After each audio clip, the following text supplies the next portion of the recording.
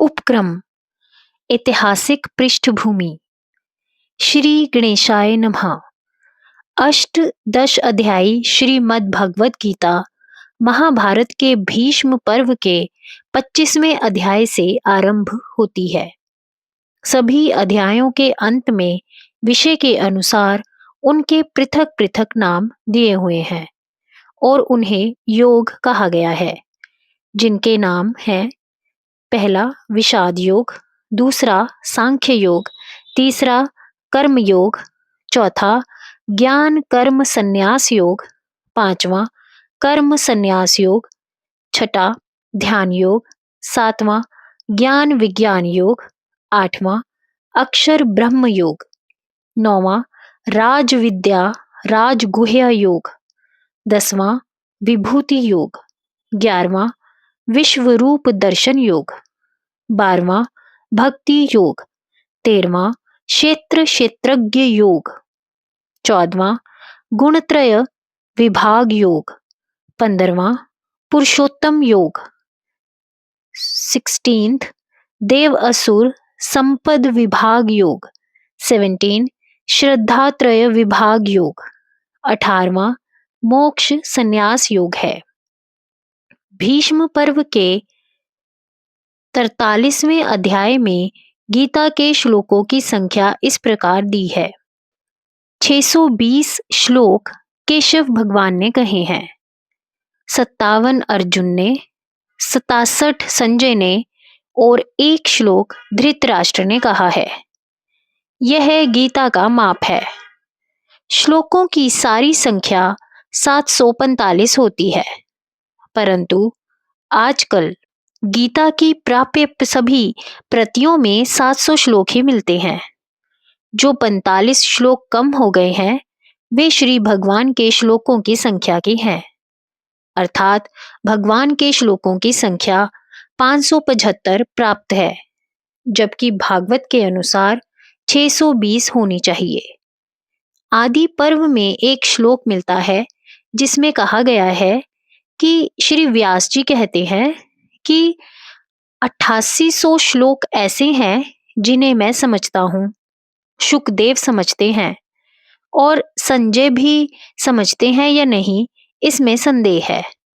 प्रतीत होता है कि यह 45 श्लोक भी उन्हीं कूट श्लोकों के अंतर्गत होने चाहिए जो ना समझे जाने के कारण छोड़ दिए गए।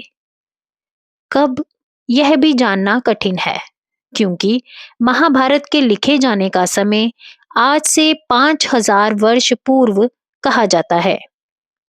पाश्चात्य विचारधाराओं से प्रभावित कतिपय भारतीय भी इसे कल्पित गाथा कहकर श्रीमद् भगवद गीता को भी कल्पित कृष्ण अर्जुन संवाद कहने में गौरव समझते हैं, परंतु रामायण महाभारत को इतिहास कहा गया है। इतिहास कल्पित नहीं होता। कृष्ण अर्जुन एवं अन्य सब नाम धन्य पुरुष तथा देवियां जिनके नामों से संबंधित गाथाएं इनमें मिलती हैं और सर्वसाधारण में प्रचलित हैं, भारत के अतीत काल के जीते जाते नागरिक थे और उनका रुधिर हमारे अंदर इतने समय के बाद भी प्रवाहित हो रहा है। उनके महान आदर्श हिंदू संस्कृति के जीवन प्राण हैं। उन्हें कल्पित मानने पर भारतीय संस्कृति की शीलाधार कल्पना की शून्यता में विलीन हो जाता है। गीता की सर्वमान्य सार्वभौम आध्यात्मिक महत्ता का मान आधा रह जाता है। प्रातः स्मरणीय राम कृष्ण के नामों ने कितने भक्तों को संसार सागर से पार लगाया है और आज भी अनेकों की जीवन संघर्ष में पथ भ्रष्ट होने से रक्षा करते हैं। उनकी काल्पनिक कहकर हिंदू जाति की निष्ठा एवं श्रद्धा विश्वास पर कुठाराघात करना उचित नहीं है। कभी कभी महाभारत रामायण के युद्ध को आध्यात्मिक रूप दिया जाता है। इसे प्रतीकात्मक ही समझना चाहिए। ऐतिहासिक घटनाओं से इसका कोई संबंध नहीं है। इतिहास कहता है कि हस्तिनापुर एक विशाल साम्राज्य की राजधानी का बड़ा नगर था। आज उसके अवशेष मेरठ के उत्तर में गंगा किनारे मिलते हैं। यह स्थान आज भी हस्तिनापुर के नाम से विख्यात है।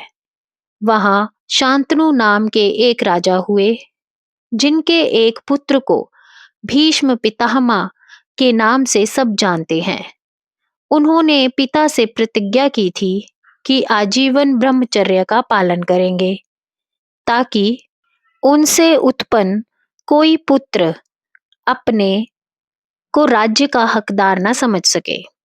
यह प्रतिज्ञा इसलिए की थी कि शांतनु एक मछेरे की सुंदर कन्या पर मोहित हो गए थे और कन्या के पिता ने उसे देने के लिए यह शर्त लगाई थी कि उस कन्या से उत्पन्न पुत्र ही राज्य का उत्तराधिकारी होगा।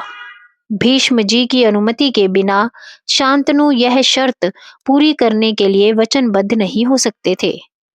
उन्होंने आजीवन ब्रह्मचर्य पालन करने की प्रतिज्ञा लेकर पिता के विवाह की बाधा को दूर किया। इसीलिए उनका नाम भीष्म प्रसिद्ध हुआ। भीष्म जी पुत्रहीन थे, इसीलिए आज भी ब्राह्मण, क्षत्रिय, वैश्य सब उनको तर्पण के समय जल देते हैं। पिता ने प्रसन्न होकर उन्हें आशीर्वाद दिया कि मृत्यु तुम्हारी इच्छा के अधीन होगी, जब चाहोगे तभी मृत्यु होगी। उस कन्या से शांतनु के 2 पुत्र हुए, जिनके नाम चित्रगंध और विचित्रवीर्य थे।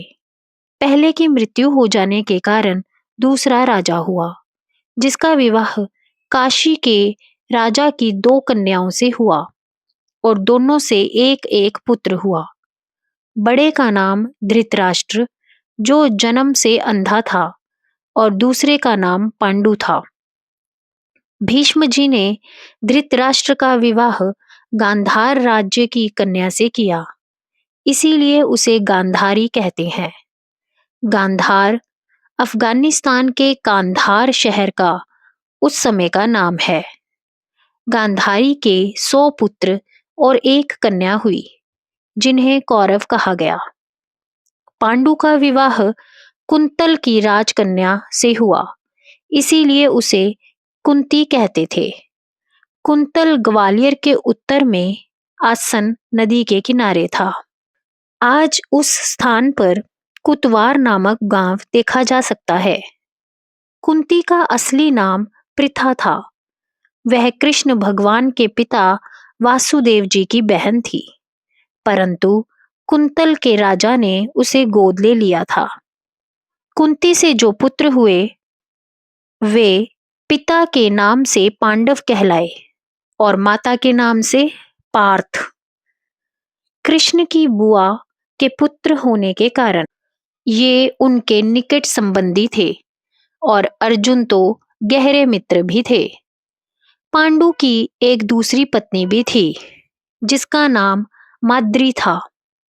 वह पंजाब की थी। उससे भी 2 पुत्र हुए थे, इसीलिए पांडव 5 थे।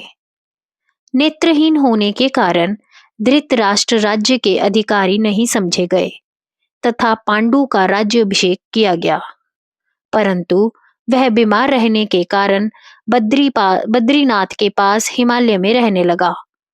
उसी के नाम से आज भी वह स्थान पांडुकेश्वर के नाम से विख्यात है। 5 पुत्र का जन्म वहीं हुआ था। पिता के देहांत उपरांत माता उन्हें हस्तिनापुर ले आई। माद्री पांडु के साथ सती हो गई। यद्यपि हस्तिनापुर के वास्तविक राजा पांडु थे, परंतु उनकी अनुपस्थिति में धृतराष्ट्र को ही भीष्म जी के परामर्श से राजकार्य देखना पड़ता था और इस कारण वे ही राजा समझे जाने लगे थे। उनका बड़ा पुत्र दुर्योधन अपने को राज्य का उत्तराधिकारी समझने लगा, परंतु वैधानिक एवं न्यायिक उत्तराधिकारी पांडु के ज्येष्ठ पुत्र युधिष्ठिर थे। दुर्योधन बड़ा धूर्त और दुष्ट प्रकृति का आदमी था। उसने 5 भाइयों को मार डालने की सोची और लाक्षागृह में ठहरा कर उस घर में अग्नि लगाकर 5 भ्राताओं और कुंती की हत्या करने का षड्यंत्र रचा। परंतु ये वहां से जान बचाकर वनों में भाग निकले। दुर्योधन पिता के नेत्रहीन होने का लाभ लेकर पर्याप्त सत्तावान हो गया था और स्वतः राजा बन गया था।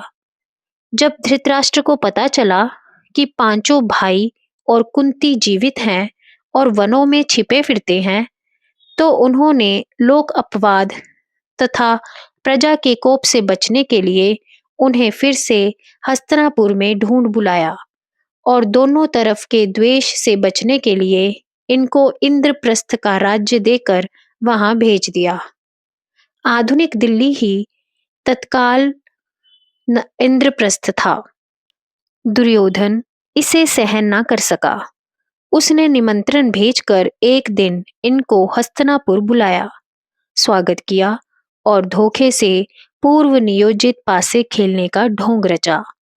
युधिष्ठिर ने यह वचन लिया, यदि मैं हार गया तो तुम्हें राज्य सौंप दूंगा और वन को चला जाऊंगा, और यदि तुम हार गए तो तुम्हें भी ऐसा ही करना होगा। दोनों में इस शर्त पर जुआ खेला गया। दुर्योधन का मामा कंधार का राजा शकुनी पासा खेलने में बड़ा होशियार था। उसने किसी घात और छल से युधिष्ठिर को हरा दिया और इंद्रप्रस्थ का राज्य छीनकर द्रौपदी सहित पांचों भाइयों को वनवास में भेज दिया गया। 12 वर्ष का वनवास भोगकर शर्त के अनुसार 1 वर्ष के गुप्तवास के लिए ये आधुनिक जयपुर के निकट विराटनगर के राजा के यहाँ नौकर होकर रहे। शर्त के अनुसार वनवास भोगने के पश्चात दूत भेजकर इन्होंने दुर्योधन से अपना राज्य वापस मांगा, परंतु दुर्योधन ने इनकी मांग को ठुकरा दिया। यही युद्ध का संहारी कारण सिद्ध हुआ। युद्ध से पहले जब अर्जुन ने देखा कि शत्रु की सेना में सब उसके सगे संबंधी ही है, जो सब उसके ही हाथों मारे जाने वाले हैं, तो उसे मोह ने आ घेरा। उस समय कृष्ण भगवान ने उसे जो उपदेश दिया था वही श्रीमद् भगवत गीता है। जय गुरुदेव।